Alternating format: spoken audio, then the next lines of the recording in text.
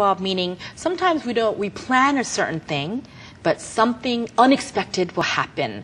So just like in baseball, they're not always pitching in a soft, easy way. They'll throw you a curveball.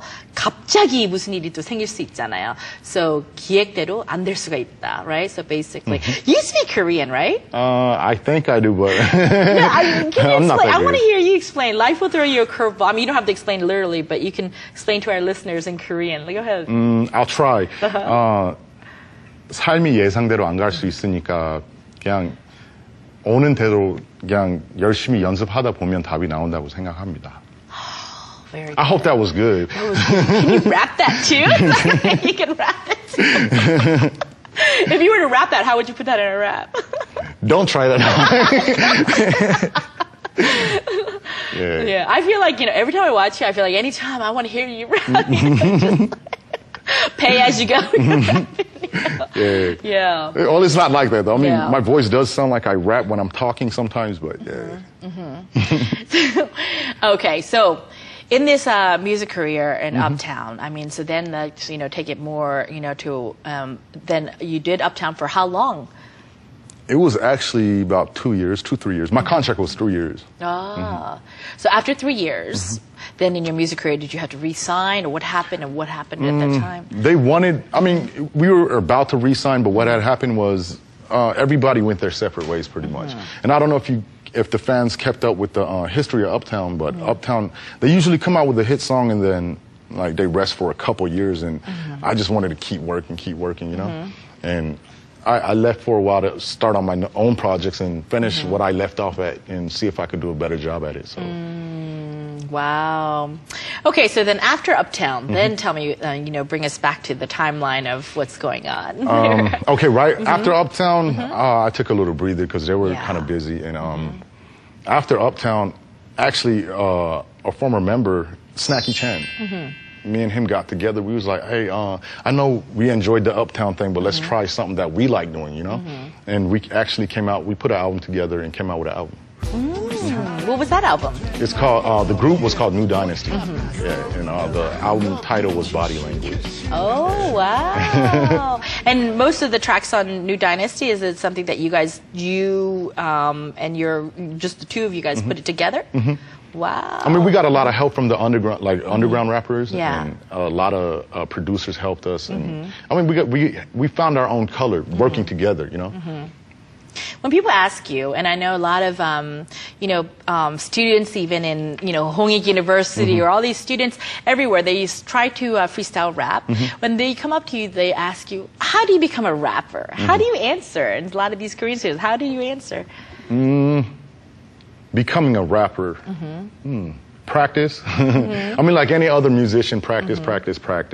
And depending on what your genre is in the rap field, just study who you admire. And I mean, that's what every artist does. They have an artist that they really respect. They study the game, and then they put their own little twist to it. And I guess that's what separates the professionals from the amateurs.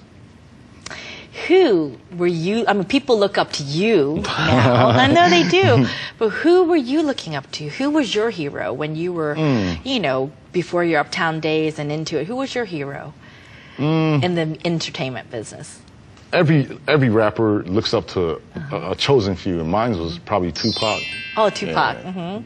Wow. Snoop Dogg. Yeah, I mean, he's still in the game, so yeah, I respect his strategy, his game. Yeah. So working in this industry, you're not only in Korea, you've probably traveled in different, countries and did some things and performed and things like this. So share with us about that part a little bit worldwide. Worldwide, I mean, I had a lot of shows in China, Japan, and luckily in the United States, and never really got to work with the people I wanted to work with, but I experienced a lot of the new types of music that they come out with, and I kept my ear to the streets and just stuck with the fashion or whatever, trying to stay updated with it. It was a long journey, but it was a fruitful one. Yeah. So when you rap in different countries, do you feel a little different? Do you rap a little different? Your style is different, or is it the same? Actually, I'm I'm actually more comfortable rapping in English. So when I go to any other country, I don't necessarily have to rap in Korean. So it's an advantage for me, and I feel more confident in rapping in English. So I mean, it's a lot of fun too. Yeah. What about talk shows? Because in the Uptown days, you probably had to do a lot of talk shows, and you're in the Korean radio and things like this. And then here you are in an English talk show. Oh, this is a lot more comfortable. I mean, I lose sleep over it. And okay, what if they ask me a question I can't answer?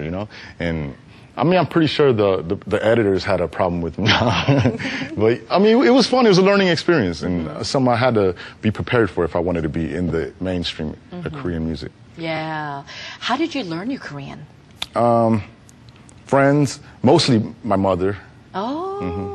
So your mother is Korean? My mother's Korean, yeah. Yeah, so these are the questions I was going to ask you later, but let's do it all now. All right, get to it, huh? Yeah. So your mom's Korean and your father's African-American? African-American. Okay. And where did you grow up?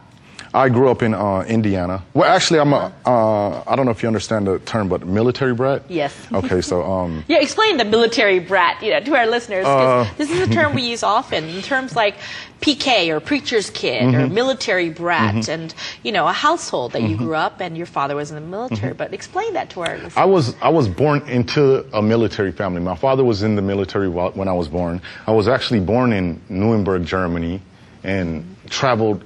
Every couple of years, I travel around the world, so I'm international. Yeah. Right, yeah.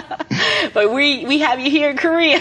Yeah. I mean, I consider it home. My mother's Korean. Good. So. And so your mother, is she living here in Korea? Yes, she actually came back from Germany like a year ago. Oh, okay. So you see your mom often. Oh, yes. You get that home mom's cooking. Oh, yeah. I miss that.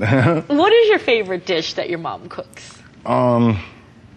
I mean, I know my character doesn't look. I like 청국장. 청국장. Yeah, I mean that's my mother. The way my mother cooks it, she's from Jeollado. Yeah, the way she cooks it, so good. Smells not so good, but yeah, it's good. So what do you like? There's different ways of 청국장, There's like that. I don't know how she does it. If I probably, but I mean, I just know it fits me. That mother's cooking, Yeah, I think that's probably what it is. Wow, this would be, a proud moment for your mom. And then she'll say, of all the food that I cook, 청국장, Right. And that's probably all she'll cook from now on, right? Have you ever tried making your mom's cooking? I don't even know where to start with that. Really? Yeah. So you don't cook, rely on mom. Actually, I don't know if I want to tell you this, but I mean, I've been a chef for like 8 years. What? Yeah. I mean, really? I had a lot of jobs, fast foods, restaurants, I mean, everything, So you like me.